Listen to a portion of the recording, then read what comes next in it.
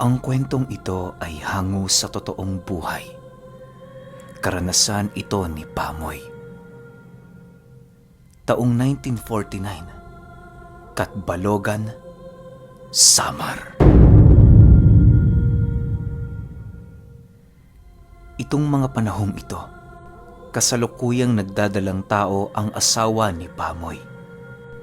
Hindi naman sila noon nababahala para sa pagtustos dito, gawa ng may kaya ang kanilang pamilya. Kung hindi nyo kasi na itatanong, sila Pamoy noon ang nagmamay-ari ng malapad na palayan at nyogan sa kanilang lugar na siyang pangunahing hanap buhay ng halos karamihan ng kanilang mga kababaryo. Ayon sa kanya, na halos lahat ng kanyang mga kababaryo noon nagtatrabaho sa kanya sa tuwing sumasapit ang anihan.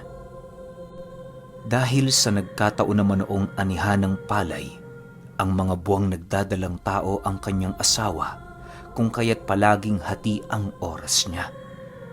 Kapag umaalis siya sa kanila, sinisigurado niyang palaging may nagbabantay sa kanyang mag-ina habang wala siya. May mga pinagkakatiwalaan naman siyang mga katulong na naninilbihan sa loob ng kanilang bahay na siya namang parating kasama ng kanyang asawa sa tuwing siya ay nag-iikot sa kanilang bukid. Isang hapon, habang naglalakad papauwi si Pamoy, sinalubong siya ng isa nilang katulong na kanina pang naghahanap sa kanya. "Ginoong Pamoy, mawalang galang na. Pinapauwi ho kayo ng inyong asawa. Kanina ko pa kayo hinahanap pero hindi ko kayo makita." Bungad na wika ng isa sa kanilang mga katulong. Paano hindi mo ako makikita? Nandun lang ako sa kubo eh. Baka naman hindi ka dito pumunta kanina. Sagot naman niya rito. Nang marinig ito ng katulong, mariin naman itong itinanggi na nakita niya sa kubong yon ang kanyang amo. Dahil sa sinabi ng katulong na yon, ninais na lamang manahimik ni Pamoy upang maiwasan ang anumang uri ng pagtatalo. Ayaw na ayaw niya kasi noong may nakikipagtalo sa kanya, gawa ng madali siyang naririndi sa paliwanag ng iba. Habang nasa kasagsagan sila ng paglalakad, panay naman ang kanilang pag-uusap ukol sa kalagayan ng kanyang asawa. Ayon sa katulong, may isang manggagamot ang pumunta kanina sa kanilang bahay at nagboluntaryong hilutin ang kanyang asawa. Makakatulong umano ang hilot na yon upang maging malusog ang kanyang anak sa loob ng ilang buwang pananatili nito sa sinapupunan ng kanyang asawa. Dagdag pa ng katulong, hindi na nila napigilan ang manggagamot na yon sa kadahilanang maging sila ay nagulat dahil sa biglaan itong paglitaw sa loob ng kanilang bahay. Sumang-ayon na dinoon sa manggagamot ang kanyang asawa, kung kaya't wala na silang nagawa kundi hayaan na lamang ang taong hindi nila kakilala. Matapos nitong makapagbigay ng salaysay kay Pamoy, doon na siya dahan-dahang kinabahan para sa kalagayan ng kanyang mag-ina. Mariin niya kasi noong ibinilin sa mga katulong na huwag magpapapasok ng kahit na sino, lalo pat kung hindi nila ito kakilala. Ilang minuto pa ang lumipas, nadapo na nga sila sa kanyang tirahan na kung saan nadatnan niya ang kanyang asawa sa labas ng kanilang bakuran. Nakaupo yun sa isang duyan habang inaaliw ang kanyang sarili sa pamamagitan ng pagduyan at pagtitig sa kawalan. Sa paglapit doon ni Pamoy, agad naman niya yung hinawakan sa balikat habang binubulungan ng, Ayos ka lang ba, mahal? Anong nangyari sa'yo? Bakit ka tulala? Nang marinig naman ito ng kanyang asawa, tumingin lang naman yun sa kanya habang sumasagot ng, "Pwede ba tayong maglakad-lakad sa bayan kahit saglit?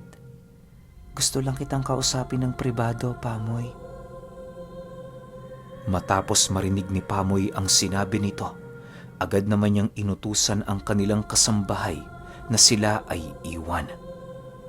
Akala niya sa pag-alis nito, magagawa na niyang makausap ng seryoso ang kanyang asawa. Subalit, laking gulat na lamang niya nang muli itong magpumilit na tumungo sila sa bayan.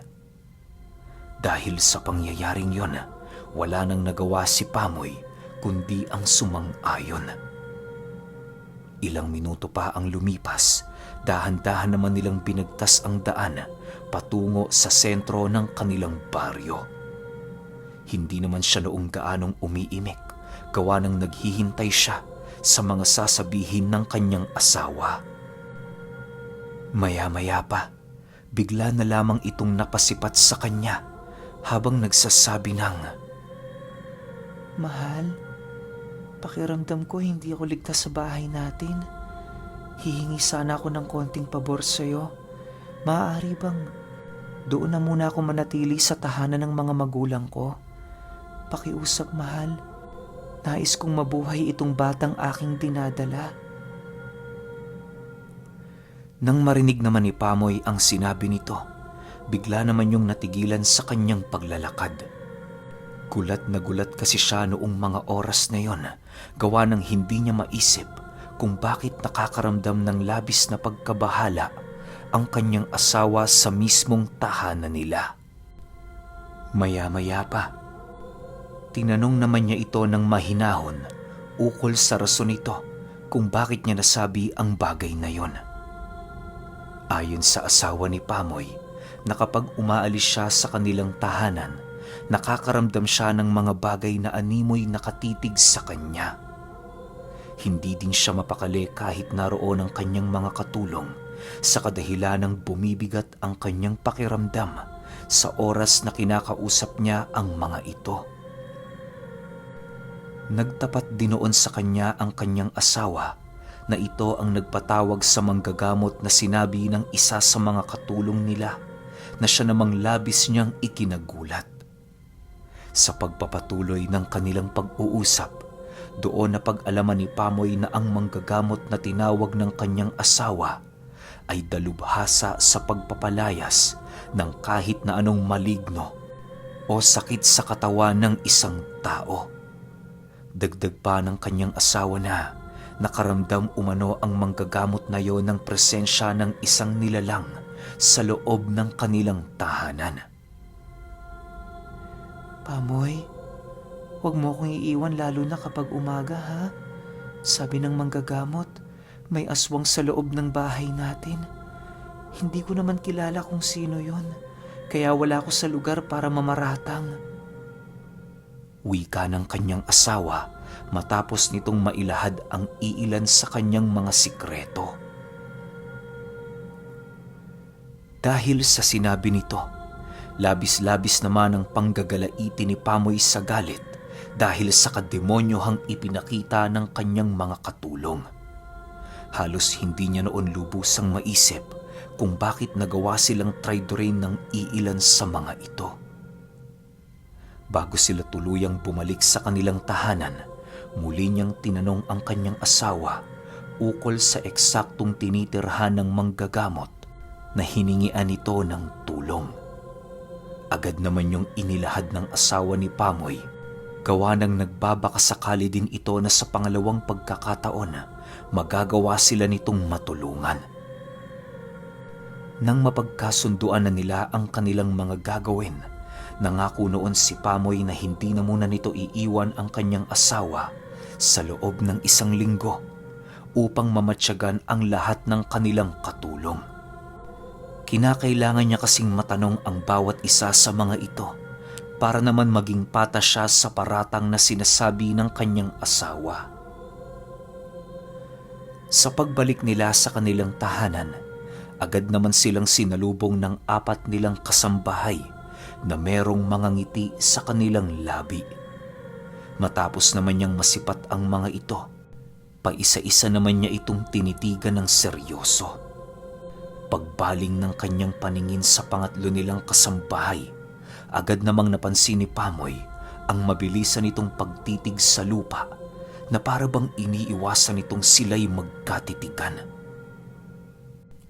Hindi naman niya yun gaanong pinansin, gawa ng alam niya sa kanyang sarili na mahiyain ang kasambahay niyang yun na tumitig sa kanilang asawa. Nang makapasok na sila sa loob, agad namang nagpatimpla si Pamoy ng kape para sa kanilang dalawa.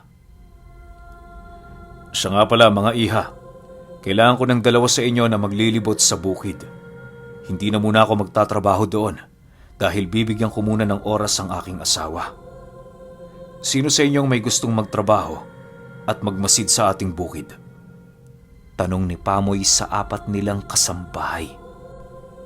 Nang marinig naman ng mga ito ang kanyang sinabi, agad namang nagpresenta ang dalawa niyang katulong nang walang pagdadalawang isip. Kung iisipin kasi, wala namang trabaho doon sa palayan kundi ang maglakad at magmasid. Ilang oras pa ang lumipas. Napagpasyahan na ni Pamoy na ang dalawang malapit niyang katulong ang mamahala roon para naman kahit papaano'y maging madali ang lahat para sa kanila. Matapos nilang mapagkasunduan ang bagong trabaho sa loob ng kanilang tahanan, wala namang tumutol. Kagaya ng inaasahan noon ni Pamoy, tahimik lang ang pangatlo niyang kinuhang katulong sa lahat ng kanilang naging pag-uusap. Bagaman hindi ito nagsasalita, nasisigurado niyang maigi nitong pinakikinggan ang lahat ng kanilang usapan. Hindi naman yon ang pinagdudahan noon ni Pamoy sa kadahilanang kilala niya ang mga magulang nito na palasimba sa kanilang baryo. Ilang araw pa ang lumipas, wala namang nararamdamang kakaiba si Pamoy sa loob ng kanilang bahay. Hindi niya pa noon nagagawang makabisita sa manggagamot na pinapunta noon ng kanyang asawa, gawa ng natatakot itong maiwang mag-isa. Siyempre, dahil sa buntis yun, labis-labis naman ang pagkukonsinte ni Pamoy at pagsunod sa anumang nais nito. Halos ginagawa na niya noon ang lahat para lamang hindi yun malungkot o makaramdam ng kahit na anong problema sa kanyang katawan. Isang araw, dumayo sa kanilang bahay ang iilan sa kanyang mga kumpare at kasosyo sa negosyo. May pagpupulong kasi sila noong araw na yon na siya namang hindi niya maaaring tanggihan. Nagkataon naman noong buo ang kanyang mga katulong kung kaya't ang dalawa niyang pinagkakatiwalaan ang pinabantay niya dito. Hindi naman tumanggi ang dalawang yon sa kadahilanang yon ang pag-uutos ng kanilang amo. Bago niya tuluyang lisanin ang silid nito, mariin niyang inihabilin sa dalawa niyang katulong na wala sila doong papapasukin ng hindi kumukonsulta sa kanyang pasya. Sa pagsapit ng takip silim, ginanap na ang kanilang pagpupulong sa bakuran ng kanilang bahay. Medyo may kalawakan kasi ang lugar doon na kung saan napakagandang pagsagawaan ng kahit na anong pulong o pagdiriwang. Habang abala si Pamoy sa pakikipag-usap sa kanyang mga kasosyo, tuluyan na ngang nawala sa kanyang isipan ang asawa niyang nagdadalang tao. Kung hindi pa ito nabanggit ng isa sa kanyang mga kumpare, ay halos hindi niya pa ito tuluyang maaalala. Nang mapansin ni Pamoy na ilang oras na pala niyang hindi ito nabibisita, dali-dali naman siyang bumalik sa loob ng kanilang tahanan. Pagdating niya sa kinaroroonan ng kanilang silid, napansin niyang wala roon ang dalawa niyang pinagkakatiwalaang katulong. Dahil sa pangyayaring yon, agad naman niya itong tinawag kung saan-saan, subalit wala ni isang sumagot sa mga ito. Maya-maya pa, doon na kinabahan si Pamoy nang marinig niyang umuungol ng mahina ang kanyang asawa sa loob ng kanilang silid. Pagbukas niya ng pinto, laking gulat na lamang niya nang masipat niya itong dinadaganan ng dalawa niyang katulong habang patuloy nitong dinidila-dilaan ang tiyan ng kanyang asawa. Matapos niyang masipat ang bagay na yon, walang pagdadalawang isip naman niyang kinuha ang isang bakal na ginagamit nila sa paglitsyon at walang habas na pinagpapapalo ang kanyang mga katulong. Habang paulit-ulit niya itong ginagawa, panay naman ang kanyang pagtawag sa mga kaibigan niyang nasa labas upang magawa siya nitong matulungan. Dahil sa pagsisigaw noon ni Pamoy, kung kaya't wala nang nagawa ang dalawa niyang kasambahay, kundi ang kumaripas ng takbo patungo sa isang bintanang naroon sa kanilang silid. Halos segundo lamang noon ang lumipas ng tuluyan na itong maglaho sa kanyang paningin dahil sa mabilisan nitong pagsuot sa nagsisitaasang mga talahib. Sa pagdating doon ng kanyang mga kaibigan, wala naman itong nadatnan kundi ang kanyang asawang nakatihaya habang patuloy na hinahawakan ang kanyang tiyan. Nang mapansin nila itong dinudugo, dali-dali naman nila itong dinala sa pinakamalapit na pagamutan. Dahil sa pangyayaring yon, kung kaya't pansamantalang naantala ang pagpupulong ng kanilang samahan. Sa pagdating nila sa tahanan ng isang albularyo, agad naman itong kinausap ni Pamoy ukol sa kasalukuyang kalagayan ng kanyang asawa. Huwag kang mag-alala, Ginoo. Ligtas ang asawa at anak mo. Konting sugat lang ito. Madali lang maghilom. Wika ng albularyo. Nang marinig ito ni Pamoy, doon na tuluyang napanatag ang kanyang isipan. Pagaman hindi niya kilala ang albularyong yon, pinili niya pa ring magtiwala sa anumang sinabi nito ukol sa kalagayan ng kanyang asawa. Nang mabigyan na ito ng kakarampot na gamot, agad din naman sila nitong pinauwi sa kanilang tahanan. Habang nasa kasagsagan sila ng paglalakad, doon niya nakausap ang isa niyang kasosyo na merong kaibigang albularyo.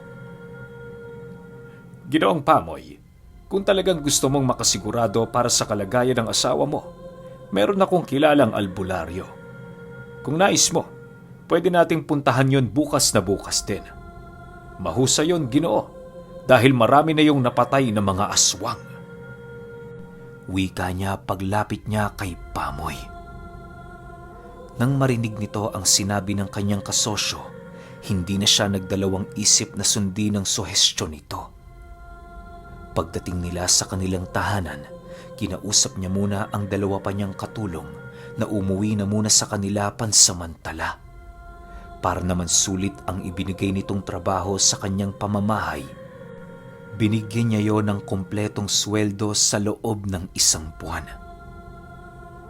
Sa pagsapit ng umaga, maaga pang umalis ang mag-asawa para tunguhin ang sinasabing albularyo ng kanyang kasosyo. Kahit papaano, hindi naman sa kanila naging mahirap ang pumunta doon sa kadahilanang nagtulong-tulong ang kanyang mga kaibigan na sila ay samahan at mabigyan ng magandang transportasyon. Hindi rin naman kasi biro ang layo sa lugar na kanilang pupuntahan, marating lamang ang sinasabing lugar ng dalubhasang albularyo. Kahit labis ang paghihirap noon ng kanyang asawa sa paglalakbay, buong lakas nitong tiniis para mabigyan ng hustisya ang nangyari sa kanya. Kinahapunan, narating na nga nila ang baryong tinitirhan ng albularyo. Dali-dali nilang tinungo ang bahay nito nang sa gayoy magawa na nitong makita ang kalagayan ng kanyang asawa. Pagdating nila doon, laking gulat na lamang ng asawa ni Pamoy nang masipat niya ang albularyong minsang bumisita sa kanilang pamamahay. Mahal, siya yung albularyong bumisita sa ating bahay. Wika ng kanyang asawa pagsilay nito sa albularyo. Ganon ba? Mabuti naman. Diyan ka na muna, mahal. Kakausapin ko lang siya. Sagot naman ni Pamoy. Matapos nilang mag-usap, agad naman niyang nilapitan ang albularyo upang kausapin. Manong, mawalang galang na ho. Maaari niyo po bang tingnan ang asawa ko? Kagabi kasi, yung mga katulong namin nakita kong siya'y dinadaganan habang dinidilaan ang kanyang tiyan. Wika ni Pamoy. Hindi mo mga katulong ang mga yun, Ginoo. Nagbabalat kayo lang sila bilang mga katulong mo para biktimahin ang asawa mo. Minsan ko na siyang binisita sa inyong tahanan pero hindi siya nakinig sa mga sinabi ko. Nakakalungkot mang isipin pero huli na ang lahat para sa anak mo. Hindi ko sinasabing patay na ang bata, bagkus ay iluluwal ito bilang isang batang may malalim na kapansanan sa kanyang katawan. Wala na tayong magagawa dyan sapagkat nangyari na ang mga bagay na hindi dapat mangyari. Paliwanag naman ng albularyo. Nang marinig ito ni Pamoy, halos hindi naman siya makapagsalita dahil sa labis na pagkagulat. Maya-maya pa, doon na ipinaliwanag sa kanya ng albularyo ang totoong kaganapan sa loob ng kanilang tahanan. Ayon dito, dahil walang basbas ng simbahan ng kanilang tahanan, kung kaya't nagawa itong mapasok ng mga demonyong nagbabalat kayo bilang mga tao. Paulit-ulit na itong pinasukan ng mga aswang, subalit hindi nila ito natunugan. Dagdag pa ng albularyo na ang bahay noon nila Pamoy ay isang pugad ng mga aswang dahil sa napakaraming marka nitong iniwan. Nagawa pang maalis ng albularyo ang karamihan sa mga markang yon. Subalit ibinalik din yon ng mga katulong ni Pamoy pagkaalis niya ng bahay. Sinabihan ko na ang asawa mong paalisin ang inyong mga katulong, pero hindi siya nakinig. Tingnan mo ang naging resulta. Kalahating parte ng katawan ng iyong anak ay patay na. Pasalamat na lang talaga kayo dahil pili ang niyayanggaw ng aswang na naninirahan sa tahanan ninyo. Dahil kung hindi, panigurado ko, maging kayo ay mga aswang na rin. Pero huwag kayong mag-alala. Gagawin kong lahat para mapatay ko sila. Sa ngayon, pagtuunan na muna natin ang atensyon ng pagbawi sa kaluluwa ng bata at pagpapagaling sa napinsala nitong katawan. Wika ng albularyo. Matapos nitong makapagsalita, agad naman itong nilapitan ang asawa ni Pamoy upang maumpisahan ang kanilang gamutan. Inuna nitong gawin ang paghilot sa tiyan at pagpapainom ng mga gamot na makakatulong sa kalusugan ng batang kanyang nasa sinapupunan. Habang abala noon ang manggagamot sa kanyang ginagawa, napagpasyahan naman noon ni Pamoy na lumabas ng bahay upang lumanghap ng sariwang hangin. Labis-labis kasi noon ang kalungkutan niyang nadarama dahil sa nangyayaring hindi katanggap-tanggap sa anak niyang inaasahang magpapatuloy ng kanilang pamilya. Sa pagsapit ng takip silim, nilapitan naman siya ng albularyo upang pagsabihang tapos na ang kanilang gamutan. Ginoo, pumasok na ho kayo't hinihintay na kayo ng inyong asawa. Huwag na ho kayong malungkot sapagkat nasa mabuting kalagayan na ang bata. Ligtas na ho siya, ngunit kagaya ng sabi ko kanina, hindi na natin mababawi ang anumang kinuha dito ng mga aswang. Wika ng albularyo. Salamat ho sa tulong mo, Ginoo. Hindi ko ho makakalimutan ang bagay na ito. Sagot naman ni Pamoy. Matapos nilang mag-usap, dali-dali naman silang pumasok sa loob ng bahay nito. Doon na nila ipinagpatuloy ang kanilang talakayan ukol sa magiging kaparusahan ng mga mapangahas na aswang. Ayon sa albularyo, hindi siya titigil hanggat hindi niya nadadala ang ulo nito sa tahanan nila Pamoy bilang kabayaran sa mga ginawa nitong kasalanan. Habang pinapakinggan nito nila Pamoy, Hindi naman niya lubos maunawaan kung papaano ito magagawa ng albularyo. Inaasahan niya kasi noong hindi madaling patayin ng mga aswang, gawa ng nagtatangan ito ng malalim na karunungan at kalakasang halos pumantay sa mga baka at kalabaw. Kinaumagahan, maaga pang umuwi sila Pamoy para maipagpatuloy ang kanilang ordinaryong mga buhay. Bago sila umalis sa tahanan ng albularyo, sinabihan sila nitong basbasan na kaagad ang kanilang bahay sa lalong madaling panahon upang wala nang makapasok na mga demonyo doon. Dahil sa sinabi nito, kung kaya't pagdating doon nila Pamoy, agad naman silang naghanap ng paring magbabasbas ng kanilang tahanan. Matapos itong mabendisyonan ng pari, doon na nag-umpisang umaliwalas ang kanilang tahanan. Halos mas gumaan na doon ang kanilang pakiramdam at paghinga na siya namang hindi nila naranasan mula noong tumira sila sa bahay na yon. Ilang araw pa ang lumipas, naging tahimik na ang pamumuhay nila Pamoy. Hindi na nila pinabalik ang kanilang mga katulong sa takot na baka isa rin ito sa magtatraidor sa kanilang pamilya. Paunti-unti na din nilang nalilimot at tinatanggap ang mga nangyari para naman kahit papaano'y hindi sila mabuhay sa pagsisisi. Isang gabi, habang namamahinga sa bintana si Pamoy, bigla na lamang siyang nagulantang nang makasilay siya ng isang kabayong umaapoy na dahan-dahang naglalakad patungo sa kanilang kinaroroonan.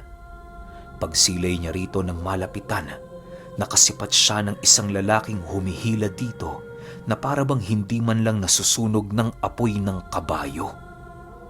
Ilang ulit niya pa noong ipinikit ang kanyang mga mata sa pagbabakasakaling pinaglalaroan lamang siya nito, subalit patuloy niya pa ring nakikita ang kabayong naglalakad sa labas ng kanilang bakuran. Maya-maya pa, bigla naman niyang nasipat ang lalaking humihila ng kabayo na merong tinapong supot sa loob ng kanilang bakuran at kasabay nito ang parang bula nitong paglaho. Matapos ang mga pangyayaring yon, dali-dali naman niyang isinara ang bintana dahil sa takot. Sa pagsapit ng umaga, tumambad kay Pamoy ang dalawang supot na punong-puno ng langaw na parabang naglalaman ng isang naagnas na katawan ng hayop. Pagbukas niya sa supot na yon, laking gulat na lamang niya nang masipat niya ang dalawang ulo ng tao na walang mga mata. Sa gulat noon ni Pamoy, bigla niya itong naitapon sa malayo na siya namang mabilisang kinuha ng mga hayop na naggagawi doon.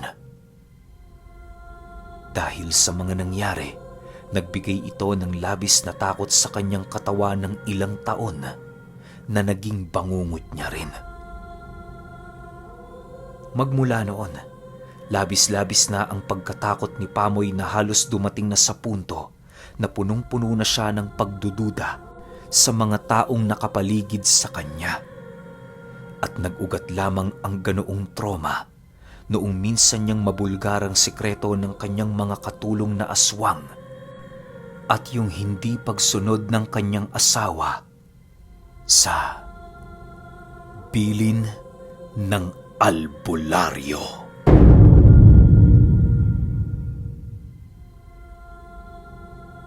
Okay, opinyon ko sa kwento.